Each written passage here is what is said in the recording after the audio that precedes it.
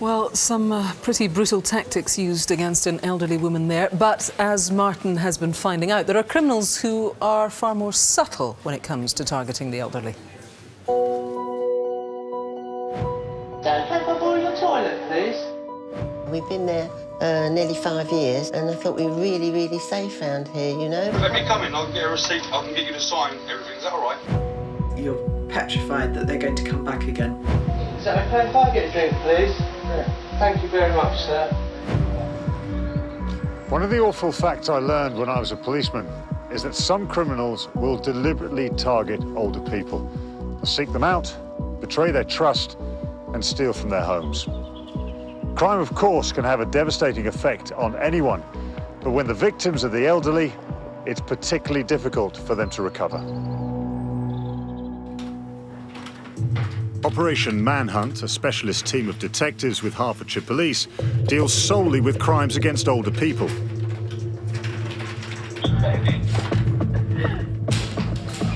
They attend on average 20 calls a week. We've come to a report of a distraction burglary on a 94-year-old female. Unfortunately, she's got very poor eyesight, poor hearing, and actually is walking with a walking frame. And she's been targeted by 2 offenders who had pretended that they were there to deal with a leak and there was a problem with her water. One's kept her distracted by messing around with her taps, while the other one searched the premises. Fortunately for her, a resident has seen this going on, challenged them, and they've made off. So what's happening in there at the moment, then, while we're speaking? Well, obviously, our officers attend straight away. Uniformed officers are here, followed by detectives from Manhunt, and then, obviously, scenes of crime officers, and the inquiries will begin in order to try tracing these offenders straight away. But also we'll do practical measures, like, of course, at the moment, this has just happened. It's contacting the next of kin and making sure that she feels safe now. Hello. Mrs. Gilbert? Yes. Lovely. It's Sue Foster, Hearts Police. Victims are often fearful of being targeted again. Civilian officer Sue Foster makes follow-up visits to offer support and give advice on crime prevention. It's just still within the police. It's a shock. Yeah. To think that they managed to get in there. We've been there, and I just heard this. Gwen and Jack Gilbert were burgled just a few weeks ago. And I thought we were really, really safe around here, you know, because we are fairly secure with the security. The couple were at home watching TV in their lounge when a burglar broke into the bedroom and stole valuables. The thing that's upset me most is this jewellery. They took a gold locket. That's really difficult to come to terms Well, with, this is it, with the photographs of the children only tiny in there. But, because I don't suppose I'll ever get that back. Is that the majority of your jewellery that's It's obvious how the burglary has affected Gwen and Jack. Right, I'll phone that number to speak to you, That's my direct number. Each year, it's estimated there are nearly 800,000 crimes committed against the elderly. Investigators need to use increasingly cunning tactics to catch offenders.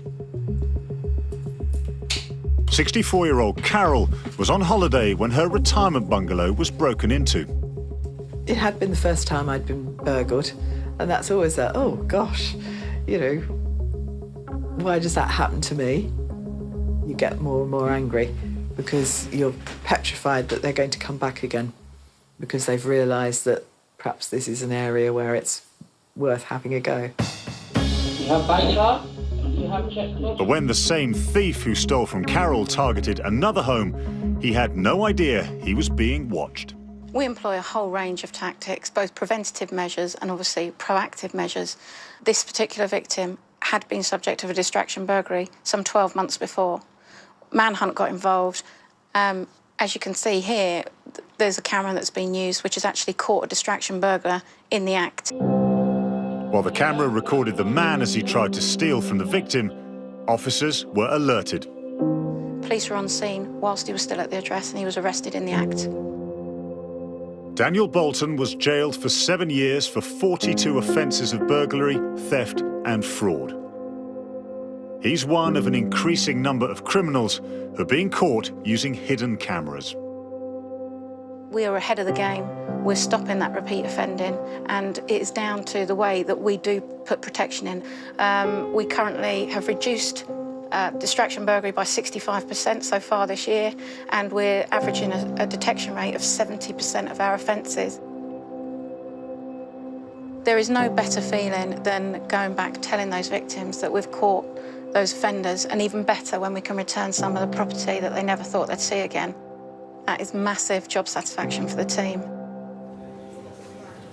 I bet. Well, with me now are two people who know all too well how devious the criminals can be when it comes to older people. They are DCI Gareth Davis from Greater Manchester Police and Madeline Baldwin from the Think Jessica charity. Welcome to you both, and first of all to you, Gareth.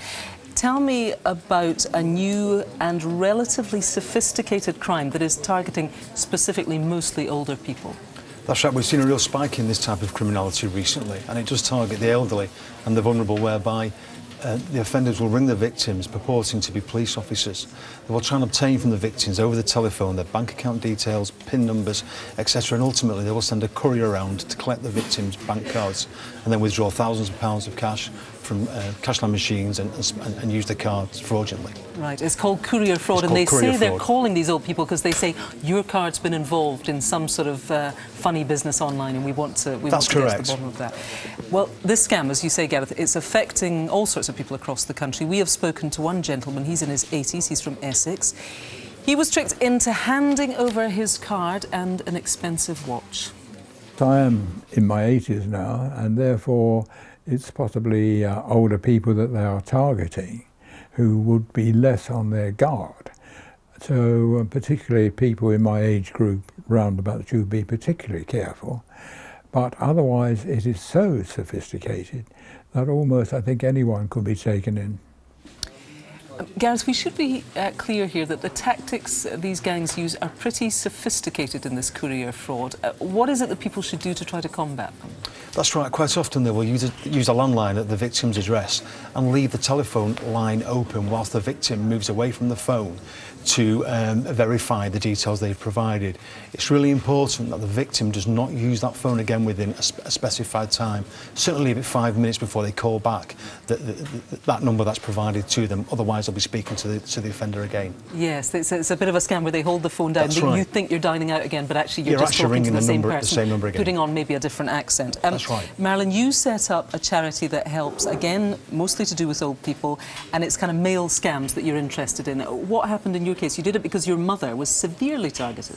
Yes, she was. I mean, these are postal scams. What happened with my mum, 5 years before she died, she received a letter telling me she'd won a competition, and all she had to do to claim a prize was send a small fee. My mother did this, and as a result of that, her name got put on what's called a suckers list. Now, this list is then circulated to other criminals worldwide, and as a result of that, she got continually targeted. Of course, the family tried to tell her that they were scams, they weren't genuine, but the psychology that the criminals use is so powerful, they actually turned her against the family. A whole cocktail of characters, bankers, solicitors, clairvoyants. Terrible. But very briefly, what needs to be done here? Well, through the charity, we've got literature, and we can get that out, and we need the help of police, training standards, and there is a pathway of help, but we need to get the literature out into the homes of the old people, so they don't have to rely on the internet, which a lot of them haven't got. Yes, a lot of them don't have access to that or don't want to get onto the internet. Just very briefly, these crimes go underreported, you think, Gareth? I do, yeah. I feel sometimes the victims are embarrassed to report this crime. I want to say now, if I can, there should be no embarrassment involved with this. Please, anybody who's involved in this type of criminality, victim-wise, please contact the police or Action Fraud. Yeah, very cynical, very easy to fall prey. That's right. Thank you both very much indeed. If you have been a victim of a scam, you can call your local police force on 101, or you can call Action Fraud on 0300 123 2040. And if you or a relative wants to visit our website, we have a number of related wanted faces that police would like your help with. Over to Matthew.